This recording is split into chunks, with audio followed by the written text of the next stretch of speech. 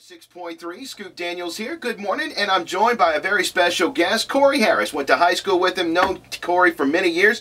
Corey is a nurse by trade, but now he is getting into motivational speaking. He is an author, and his book is going to be published this fall. Corey, good morning. Good morning, good morning. How you doing? Doing just fine. Now, you got into the motivational speaking. Talk to us a little bit about that. What kind of motivational speaking do you do, and who do you talk to? Well, mainly I've been speaking to the youth at different schools. Also have been to the juvenile detention center recently also. But what it is with the youth, just trying to inspire them, motivate them, be a positive plug in the community, and so far it's going real good. Well, what do you share with them? Life stories, personal stories, or just stories that you know through just the people you know? Well, just from living. I've lived, I've learned, and I feel that it's a lot of positive material, a lot of material that I feel that I could relay to the youth and to people in general that I feel could help us in the future. Now, what led to the motivational speaking? Why did you decide to go down that path? I mean, I know you're a nurse, and you're a good one, from what I understand. At least your wife thinks so. You know, she thinks you're great. Now, what led to the motivational speaking? What in your life said, you know what, I need to share this? Well, I've seen a lot of negativity. I've witnessed how society usually brings out the negative issues. So I wanted to be someone who could provide that positive spark into the community and hopefully maybe affect some people in a positive way in the process. Now, you feel yourself blessed with your wife, your family, your career, now the book, the motivational speaking? Oh, yes, yes. I feel very fortunate to being in this position. I mean, I'm going to just try to do what I can to just help someone each and every day. And I really feel that the more this book can get into people's hands, I really feel that it could really cause a positive impact in society. All right, now you told me that you, in fact, you're just coming back from Oaklawn. You did a motivational talk there. Talk to us. How did the kids receive your message? Yeah, pretty much when I do my presentations, as you were saying, I just left Oaklawn a little while ago. But what I did, I'll give them a sample of how I write, but that was just a little small part of it, really. And the other time that I spent with them, just offering some real key points in life that I really feel could help. And as far as the response from the students, everyone gave a big round of applause. I even got some feedback from a couple students that was real good, and they really sit still and paid attention the whole time I was talking. So it's a lot of love that was felt in the room, I would say. All right, now when you do these motivational speaking, you were talking about the negativity that's out there. A lot of kids, they get that from the internet, Facebook. And it may not be even addressed at them, but one of the things I've noticed on Facebook, and I'm an adult, people only put up on Facebook when they're having a good time. The other 95% of the time when they're working, their regular lives, it's not up there. But it does make you think, God, why am I not doing that? And you kind of get down on yourself a little bit. Then you realize, they ain't just like me, you know. Is that where you're trying to go with the kids? Tell them that they don't have to be anybody but who they are? You know what? That is one thing that I for sure mention when I speak to the youth. And I want to make this clear also that my book, my material is not just for youth, but since we're speaking of the youth, I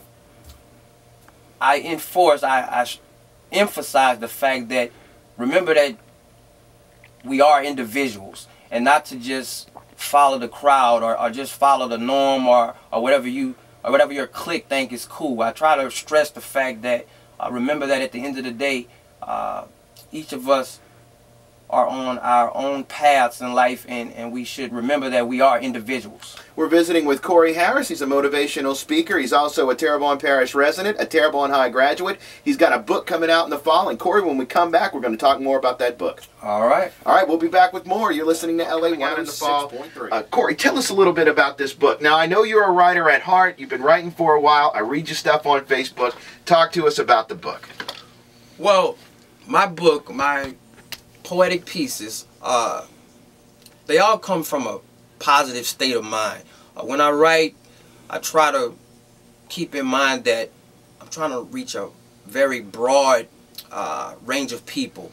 It's not for one particular age group at all. It's all along the positive frame of mind, like I said.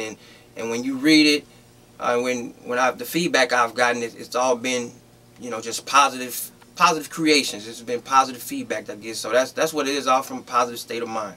I know when I've read your stuff that you post little excerpts of the book and excerpts of your poetry on Facebook, and you've given me a little really an excerpt to read. All of it is very positive. I mean, what is it that makes you such a positive person? I mean, all of us get down and stuff, and I mean, we try to be as positive as possible. Yeah. But every time I see you, you got a smile on your face. You're feeling blessed. You're writing, and your writing reflects that. How is it that you stay in such a positive frame of mind? Let me know. Well, I think a lot of my positivity comes from the fact of me just not giving up and just being real persistent, and just each and every day just trying to do more and get more out of life. A lot of that, I would say, has to do with people that have helped raise me, people I've been around. They've also provided that frame, you know, that framework. So that's where it comes from, I would say. At least that's one aspect of how I could explain it. Now, who is a person that you, when you look back on your life thus far, who is a person that really inspired you to go forward, not accept defeat, just move forward and constantly strive for not necessarily perfection, but I guess, I don't want to say inner peace and sound weird about it, but you know, inner peace. I mean, who is that one person that's inspired you? Well, first of all, I want to say that I am very self-motivated, self-inspired. But past that part, I don't want to point out one specific person, because I would say I would have to go my family first. My family first. Just being around them, having the privilege of being around them for my whole life, that's nothing but motivation and nothing but not accepting defeat. I mean, that's pretty much that was embedded in me. Well, when is your book going to be coming out? Right now, I don't have the final or the exact release date, but the way things are looking, it'll be sometime toward the end of the year, maybe around November. But you know, the closer it gets, I will try to be back on the show to let you know if I'm invited back. All right, well, yeah, you'll be invited back. I guess one of the other things that I wanted to ask you about the book, you said it's not geared at kids, but it's for kids. So this is something that parents can read and then use towards, I guess if they can't come up with anything positive to say, you'll have it for them there in the book.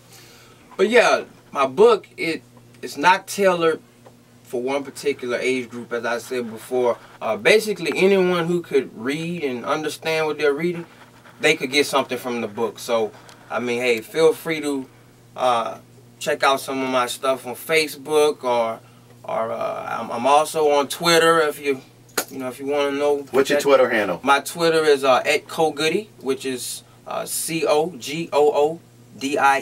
All right. When we come back, we're going to talk to Corey a little bit more, and I got a story to share about Corey Harris here from way back when. But we'll talk about that and a whole lot more. You're listening to LA 106.3 Rock Hits Radio. We're not going to bother with the technicalities there of 1993 and 1992, but I do have a story, Corey, that I have to tell about you, and it goes back to his positive frame of mind, and it's one of these things that always sticks out, and I'll never forget it. It was at Houma Junior High. Corey is one of the smallest basketball players I've ever seen. I mean, he's got all these guys that are so much taller than him on the court, but Corey's the point guard. He's coming down the court, and I don't know if we were losing or winning at the time, but he did this underhand layup as he's falling to the ground, and he throws this rainbow up and right along the baseline, and that ball just goes up, and it looked like it hung there forever. It was in slow motion, and boom, it went in. And I don't know if it was a game-winning shot, or we took the lead, or that was the last shot